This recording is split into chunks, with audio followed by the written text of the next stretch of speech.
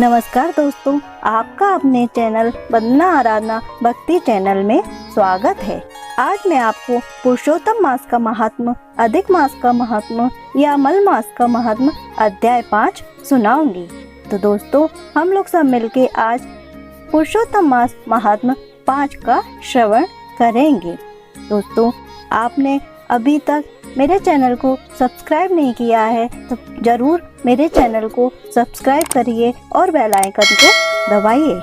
आज के 5वें महात्म के अध्याय में मैं आपको सुनाऊंगी मल मास द्वारा अपने मर जाने की प्रार्थना भगवान श्री हरि को करना। तो चलिए शुरू करते हैं। पुरुषोत्तम मास महात्म अध्याय 5। देव ऋषि नारद जी ने भगवान श्री नारायण से पूछा, हे महाभाग, चरणों में पड़े अधिक मास को भगवान श्री हरि ने क्या उत्तर दिया और उससे क्या क्या कहा था, वह संपूर्ण वृतांत कृपया करके मुझे विस्तार पूर्वक कहिए। श्री नारायण बोले, हे पाप रहित, हे नारद, जो हरि ने मलमास के प्रति कहा वह हम कहते हैं, सुनो। हे मुनिश्रेष्ठ, आप जो सत्य कथा हमसे पूछते हैं, आप धन्य हैं। श्री कृष्ण बोले, हे अर्जुन, बैकुंठ का वृतांत हम तुम्हारे सम्मुख कहते हैं, सुनो। मलमास के मूर्छित हो जाने पर हरि के नेत्र से संकेत पाए हुए गरुण मूर्छित मलमास को पंख से हवा करने लगे।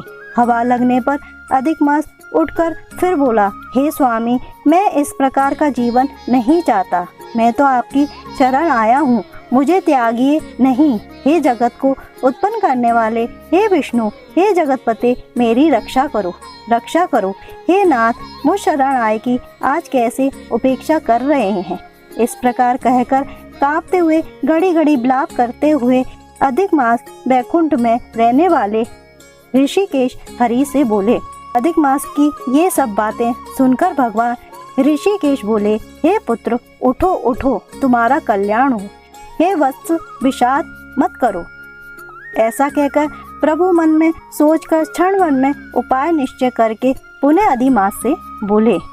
श्री विष्णु बोले, हे वत्स, योगियों को भी जो दुर्लभ गोलोक है वहाँ मेरे साथ चलो, जहाँ भगवान श्री कृष्ण पुरुषोत्तम ईश्वर रहते हैं। गोपियों के समुदाय के मध्य में स्थित 2 भुजा वाले मुरली को धारण किए हुए नवीन मेघ के समान श्याम लाल कमल के सदृश नेत्र वाले, शरद पूर्णिमा के चंद्रमा के समान अति सुंदर मुख वाले, करोड़ों कामदेव के लावण्य की मनोहर लीला के धाम, पीतांबर धारण किए हुए, माला पहने, माला से विशोभित उत्तम रत्न धारण किए हुए, प्रेम के भूषण भक्तों के ऊपर दया करने वाले, चंदन चर्चित सर्वांग कस्तूरी और केशर से युक्त, पक्ष स्थल में श्रीवत्स चिन्ह से सुशोभित, कौस्तुकी मणि से विराजित, श्रेष्ठ से श्रेष्ठ रत्नों के सार से रचित किरीट वाले, कुंडलों से प्रकाशमान रत्नों के सिंहासन पर बैठे हुए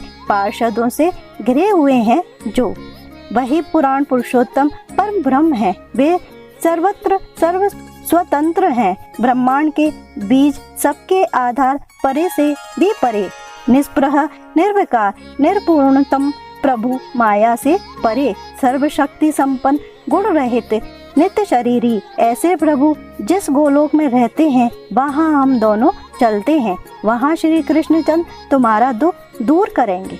श्री नारायण बोले। ऐसा कहकर अधिमास का हाथ पकड़कर हरि गोलोक को गए। हे मुने, जहाँ पहले के प्रलय के समय में वे अज्ञान रूप महा अंधकार को दूर करने वाले, ज्ञान रूप मार्ग को दिखाने वाले केवल ज्योति स्वरूप थे, जो ज्योति करोड़ों सूर्यों के समान प्रभा वाली, नित्य असंख्य और विश्व की कारण थी, तथा उन स्वेच्छामय विभू की ही वहाँ अतिरेक की चरम सीमा को प्राप्त थी। जिस ज्योति के अंदर ही मनोहर 3 लोग विराजित हैं, हे मुनि, उसके ऊपर अविनाशी ब्रह्मा की तरह गोलोक विराजित है। 3 करोड़ योजनाओं का चौतरफा जिसका विस्तार है और मंडलाकार जिसकी आकृति है, लहलाता हुआ साक्षात मूर्तिमान तेज का स्वरूप है, जिसकी भूमि रत्नमय है। योगी जन इसे स्वप्न में भी नहीं देख पाते, केवल वैष्णव जन ही वहाँ पहुँचते हैं। ईश्वर ने योग द्वारा जिसे धारण कर रखा है, ऐसे उत्तम लोग अंतरिक्ष में स्थित हैं। आदि व्याधि बुढ़ापा मृत्यु शोक भय आदि से रहित है। श्रेष्ठ रत्नों से विशोभित असंग मनकों से सुशोभित हैं। उस गोलोक के नीचे 50 करोड़ योजनाओं के विस्तार के भीतर दाहिने वैकुंठ और बाएं उसी के समान मनोहर शिवलोक स्थित है। बड़े भाग्यवान शंकर के गण जहाँ निवास करते हैं। शिवलोक में रहने वाले सब लोग सर्वांग भस्म धारण किए, नाक का यज्ञोपवीत पहने हुए, अर्धचंद्र जिसके मस्तक में सुशोभित है, त्रिशूल और पट्टिशिलाधारी सब गंगा को धारण किए वीर हैं और सबके सब शंकर के समान जयशील हैं। गोलोक के अंदर अति सुंदर एक ज्योति है। वह ज्योति परम आनंद को देने वाली और परम आनंद का कारण है। योगी लोग बार बार योग द्वारा ज्ञान चक्षुओं से आनंद जनक निराकार और पर से भी पर उसी ज्योति का ध्यान करते हैं।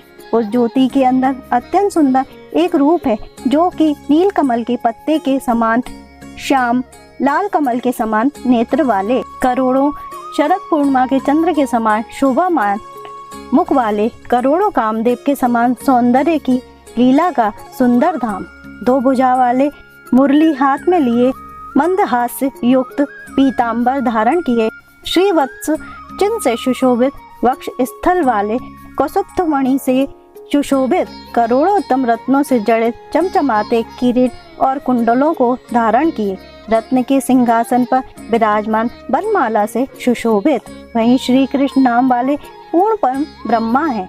अपनी इच्छा से ही संसार को नचाने वाले, सबके मूल कारण, सबके आधार पर से भी परे, छोटी अवस्था वाले, निरंतर गोप वेश को धारण किए हुए, करोड़ों पूर्ण चंद्रमाओं की शोभा से संयुक्त, भक्तों के ऊपर दया करने वाले, निष्प्रह विकार रहित परिपूर्णतम स्वामी, रास मंडप के बीच में बैठे हुए शांत स्वरूप रास के स्वामी, मंगल स्वरूप, मंगल करने के योग्य, समस्त मंगलों के मंगल, परमानंद के राजा, सत्य रूप, कभी भी नाश न होने वाले, विकार रहित, समस्त सिद्धों के स्वामी, संपूर्ण सिद्धि के स्वरूप, विशेष सिद्धियों के दाता, माया से रहित, ईश्वर, गुण रहित, नित्य शरीरी, आदि पुरुष, अव्यक्त, अनेक हैं नाम जिनकी, अनेकों द्वारा स्तुति किए जाने वाले, नित्य स्वतंत्र अद्वितीय शांत स्वरूप, भक्तों को शांति देने में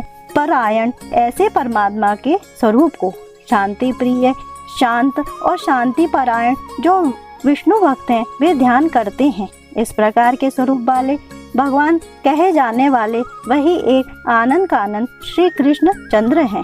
श्री नारायण बोले, ऐसा कहकर सत्य स्वरूप भगवान विष्णु अधिमास को साथ लेकर शीघ्र पर ब्रह्मा युक्त गोलोक में पहुँचे।